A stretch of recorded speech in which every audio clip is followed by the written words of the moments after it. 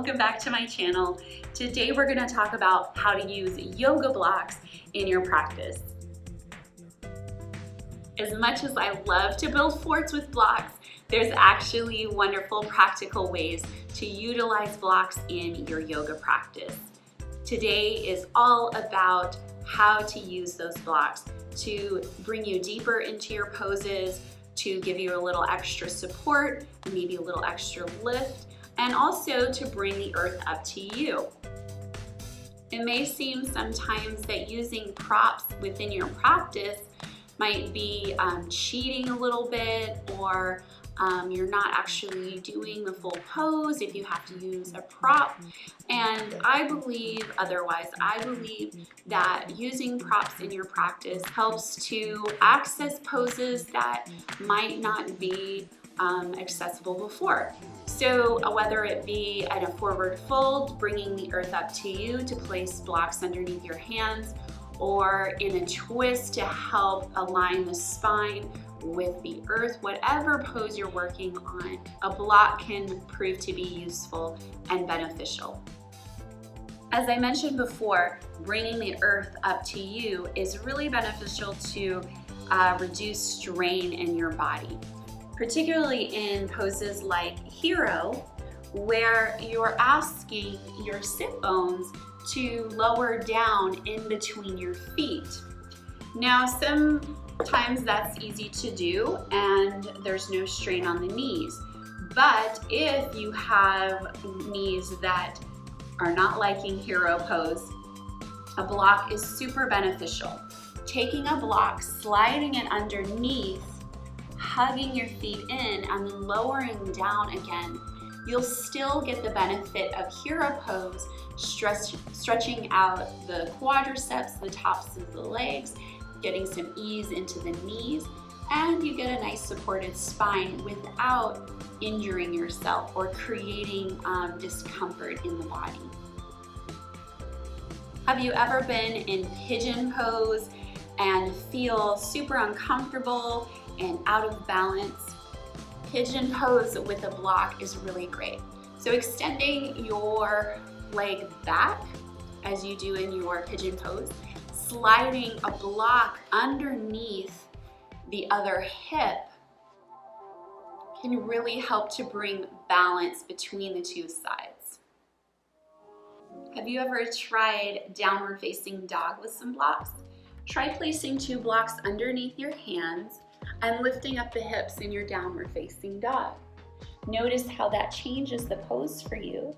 Maybe you feel a little bit more ease in the shoulders and the upper part of the back, and maybe it enables your heels to drop down a little bit more. Sometimes coming into an arm balance like Bakasana can seem scary. So placing a block in front of you as kind of a visual as to where you can send your gaze can be helpful to bring some more security in your pose. So in Bakasana, you are placing your hands shoulder width distance apart, coming up onto your tippy toes, squeezing the knees inward towards the triceps, and you push the triceps outward. So as you lean and slide your heart forward, keep your gaze lifted and maybe tucking the toes up toward your sit bones. And then here, if you want to, you can gently rest your forehead on a block. Camel pose is one of those poses that can easily go wrong, particularly in the lower back. Since you are asking your spine to lift into a deeper back bend, sometimes if your spine isn't ready for that, or the front body isn't really supporting the back body, the lower back really takes a hit here.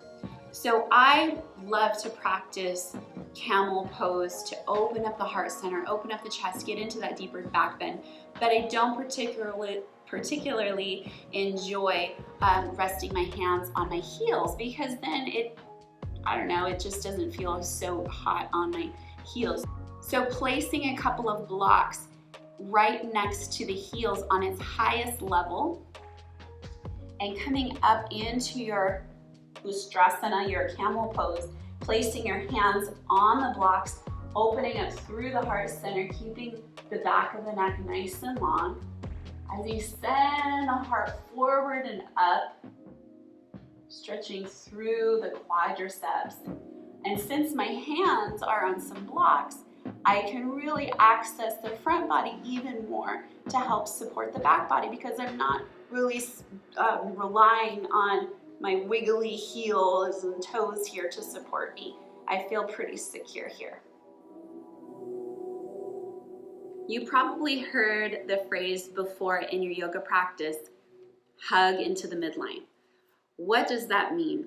You're drawing in your muscles towards your core, all the muscles that gather around and support your spinal column.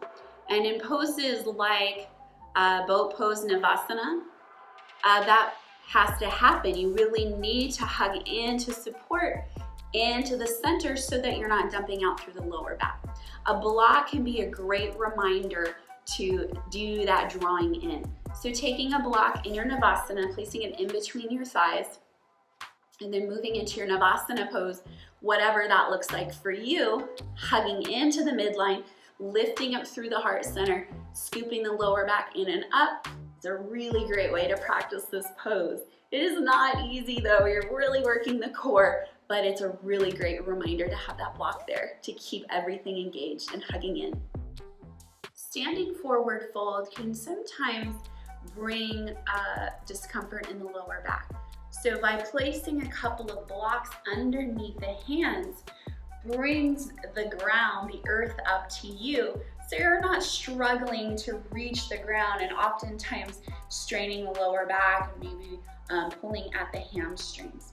In this pose, we still want to keep length through the spine, softness through the knees, and then you can lower down, and as you ease into the pose, maybe lowering the levels of the blocks, and maybe even eventually working towards the floor. Chaturanga push-up. That's a pose that can easily be practiced in a lazy way and rushed through. I'm certainly guilty of doing that, but I'm here to show you that, of course, we can use our handy-dandy blocks to aid and as a reminder, just like we did in Bakasana earlier, to help us. We don't have to go very far down in our Chaturanga push-up.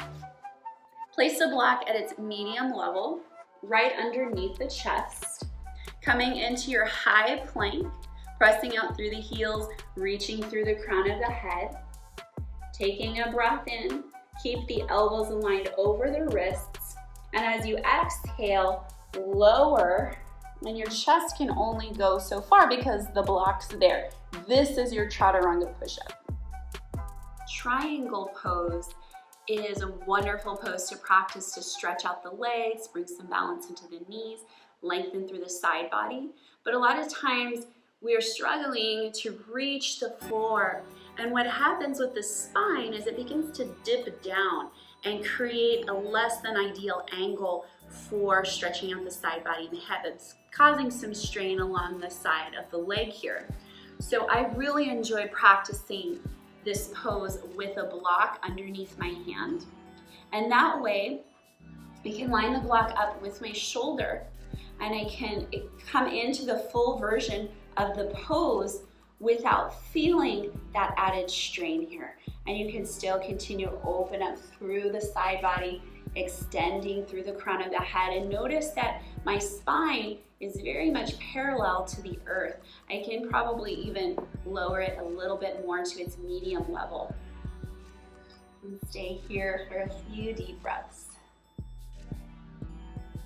There are some yoga poses that can be very stressful on the cervical vertebra of the neck. Those are the small bones in the neck. And when we throw our head or neck back into, say, a back bend, it's not so great for those little bones. They're not meant to really compress in that direction. So poses, very traditional poses like fish pose, places your neck in that really awkward position. I still love the heart opening benefits of that pose, so I practice fish pose with some blocks. Place one block medium and you're going to place it lengthwise so that it can fit right directly between the shoulder blades. The other block, place on top or above that middle block at the same level. Come onto the back, knees can be bent here. And wrapping the shoulder blades around that middle block, placing your head on the upper block, arms open out to the sides.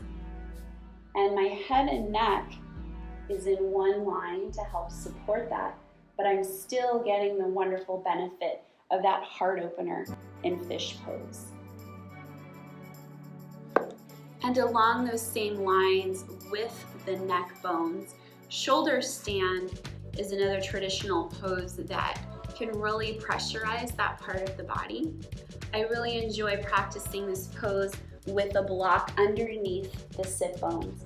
First, starting out in supported bridge, placing a block right here underneath the sacrum. And from here, lifting the knees over the hips and just letting the feet relax down, or extending the legs up to the sky. You get the exact same benefits in shoulder stand, but you're not pressurizing the neck here.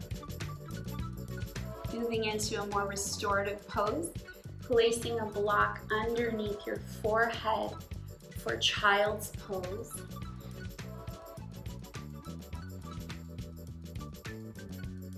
It's really relaxing to keep the back of the neck long. The shoulders can soften down. And it can also help to relieve tension in the forehead. So if you're suffering from headaches, you can find a gentle rocking from side to side. When you're sitting in your easy seat, Sukhasana, it might feel difficult or straining on the back to sit here for any length of time because our body tends to kind of slump down and press out through the lower back. So here I'm just sitting here and relaxing into this pose.